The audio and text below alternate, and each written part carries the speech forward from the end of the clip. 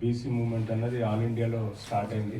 North ఇండియాలో కూడా చెప్పుకోదగ్గట్టు ఈరోజు తెలంగాణ బీసీ మిత్రులందరూ చేస్తున్న యాజిటేషన్కు ఒక అవగాహన అన్నది ప్రపంచం అంతా, అంటే మన ఇండియాలో ఒక అవగాహన పెరిగింది. ఈ ఎలక్షన్ ద్వారా కానీ మనకు కనీసం ఒక 20% మనం అధికంగా సీట్లు సంపాదించడం కూడా మనకు ఒక అంటే సపోర్ట్గా, ఈ ఉద్యమానికి సపోర్ట్గా భావించడం జరుగుతుంది. కాబట్టి ఈ ఉద్యమాన్ని ఇలాగే కొనసాగిస్తే డెఫినెట్లీ మనం మన 42% కాదు 56% మన జనాభా ప్రకారం మనకు రావాల్సిన రిజర్వేషన్ కూడా వచ్చే అవకాశం ఉంటుంది. కాబట్టి ఎక్కడ మనం ఇందులో నిరుత్సాహపడకుండా అందరం కలిసికట్టుగా, అంటే బీసీ ప్రజలందరికీ రెక్కాడితే డొక్కాడని పరిస్థితుల్లో ఉంటుంది.